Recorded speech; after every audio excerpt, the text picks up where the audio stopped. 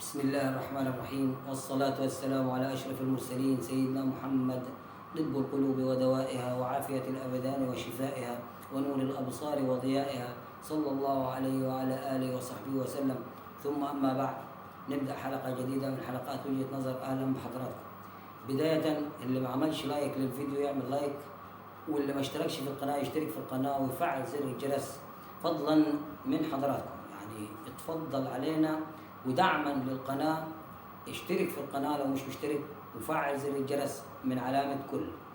هنتكلم النهاردة على المنتخب الأولمبي. طبعا النهاردة المنتخب الأولمبي هيلعب مع غينيا، مع منتخب غينيا اللي هو تاني المجموعة الثانية، لأن المنتخب صعد أول المجموعة الأولى اللي هي مجموعة مصر، مش عارف هي المجموعة الأولى ولا المجموعة الثانية. المهم هي المجموعة بتاعت مصر اللي فيها النيجر، اتعادلنا معاها 0-0 وضيعنا 5 أهداف في العارضة والقائمين والعارضة.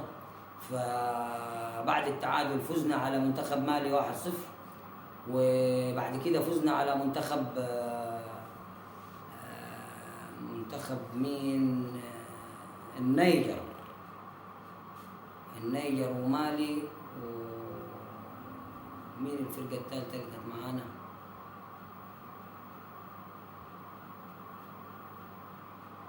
نسيت. المهم احنا خدنا 7 نقط، حصلنا على فوزين وتعادل، 7 نقط. ومالي المنتخب النمرة 2 اللي هو تاني المجموعة الأولى، والناحية الثانية المغرب صعدت أول وغينيا صعدت ثاني. فاحنا هنلعب غينيا النهارده الساعة 8.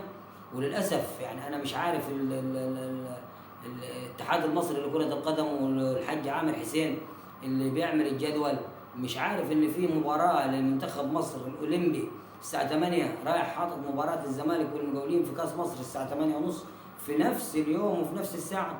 يعني تضارب، وده دليل على انه طب ما كنت لعبتهم اليوم اللي قبله او اليوم اللي بعده.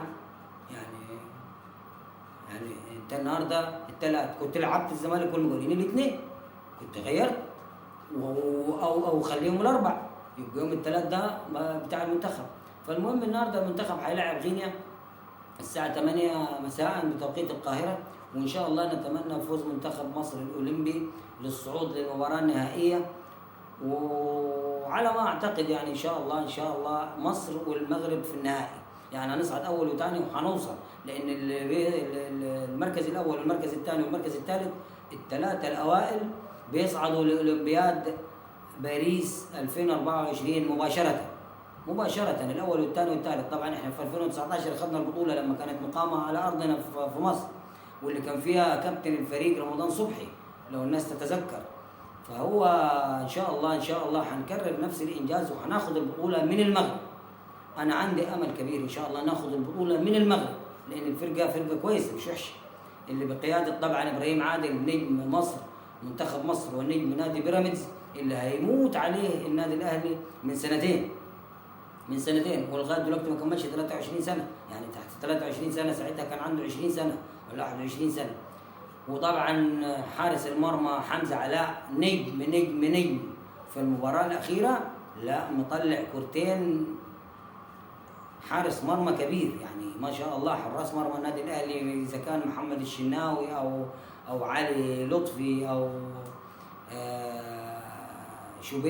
مصطفى شوبير او حمزه علاء او الحارس الرابع ومصطفى مخلوف الحارس الخامس، الناس دي كلها اساطير سبحان الله. يعني الواحد فيهم لو استمر في النادي الاهلي او استنى وما طلعش احتراف وقعد في النادي الاهلي هيعملوا تاريخ. وانا حاسس ان مصطفى شوبير عايز يعمل زي والده، زي ابوه، زي احمد شوبير كان ايوب الكره المصريه، قعد 8 سنين ولا كام 10 سنين في الاحتياطي ما بيلعبش لغايه ما جت له الفرصه ومسك فيها، وبعد كده بقى كابتن منتخب مصر.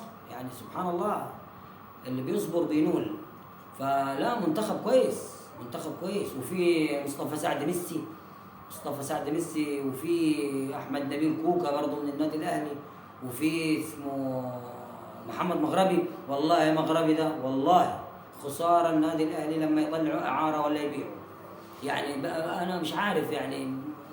كولر هنعمل ايه؟ هنقول ايه؟ احنا بنقول وجهه نظرنا، لكن هو له وجهه نظر ثانيه. فمحمد مغربي حكايه، وبصراحه ربنا حسام عبد المجيد واحمد عيد لعيبه نادي الزمالك بصراحه فرقه يعني فرقه محترمه، فرقه محترمه. وفي قلب دفاع ثاني بتاع نادي الزمالك مش عارف اسمه ايه، جنبه حسام عبد المجيد واحمد عيد ومين ثاني، وفي اسامه فيصل برضه من ناشئي الزمالك، خلي بالك. وبرضه فريد هداف وهجام، يعني ما شاء الله. لا فرقه كويسه، حتى الاحتياطيين اللي بينزلوا. يعني النهارده في واحد اسمه محمود صابر في بيراميدز، ما بيلعبش في بيراميدز لكن نجم في في المنتخب الاولمبي، وغيره. يعني هو شكله ميكالي المدير الفني لمنتخب مصر البرازيلي ميكالي، على ما اعتقد يعني هو وفيتوريا باذن الله هيعملوا نجاحات مع المنتخب المصري الاولمبي والمنتخب الاول، سواء فيتوريا في المنتخب الاول او ميكالي في المنتخب الاولمبي.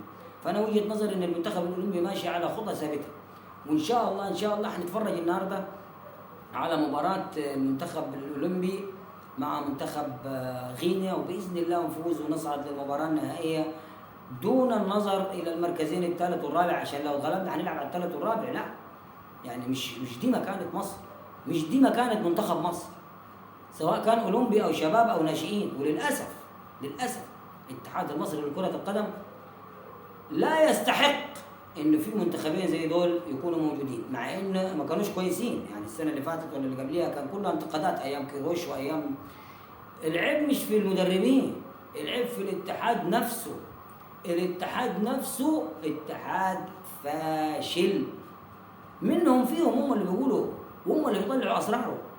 يعني سواء خالد الدرندلي او حازم امام او جمال علام ولا بركات ولا كلهم. ولذلك مرتضى منصور على لسانه وفي في في في في التلفزيون على اعلام الدوله اللي قال لهم انا عايز راجل فيكم يطلع لي وانا لطش له بالقلم. فهو اتحاد كوره يعني مش عارف انا. هذه هي الكرامه للاسف، هذه هي الكرامه في كره القدم المصريه. وهو يقول على نفسه انا باخذ كاس الكرامه. طبعا هو اخذ كاس الكرامه ومرمط كرامتكم هم، وما حدش بيطلع يرد عليه. ليه؟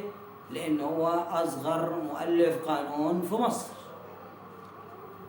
ربنا يديله الصحه. فاحنا بنتمنى للمنتخب الاولمبي كل خير، مش عشان الاتحاد المصري لكره القدم احنا بننتقد او مش عاجبنا يبقى احنا نطلع نهاجم منتخب مصر. لا ما بحبهاش. وجهه نظري ان انا لازم اوقف ورا المنتخب حتى لو وحش.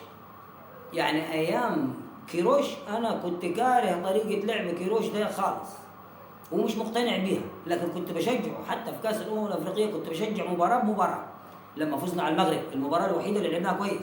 الباقي كله بضربات الجزاء ووصلنا لغايه النهائي مع السنغال وبرضه اتغلبنا بضربات الجزاء. فاللعب كله ما كانش عاجب حد، وانا واحد من الناس ما كانش عاجبني. يعني المباراه الوحيده اللي لعبناها تكتيكيا صح مباراه المغرب لما فزنا عليها 2-1، والحمد لله ربنا كان كرمنا وصعدنا للدور قبل النهائي تقريبا، لانه كان ربع النهائي بتهيألي والله اعلم على ما اتذكر. يعني طبعا الكلام ده كان في 2019 كاس الامم الافريقيه 2019. فنتمنى الخير لمنتخباتنا الوطنيه، وباذن الله النهارده حنتفرج على مباراه منتخب مصر الاولمبي وصعوده للمباراه النهائيه باذن الله. يا رب قولوا معايا يا رب، كل الناس تدعي وتقول يا رب، كل الناس تدعي وتقول يا رب. ان شاء الله منتخبنا في النهائي. وحنشوف برضه مباراه نادي الزمالك مع المقاولين هيعمل ايه في كاس مصر، وحنتكلم عليه مطولا. يعني اللي ما عملش لايك لغايه دلوقتي يعمل لايك وشير الفيديو في كل مكان، ولو ما اشتركتش في القناه حتى الان اشترك في القناه وفعل زر الجرس من علامه كل. وشكرا لمتابعتكم. سبحانك اللهم وبحمدك أشهد أن لا إله إلا أنت أستغفرك وأتوب إليك. السلام عليكم ورحمة الله وبركاته.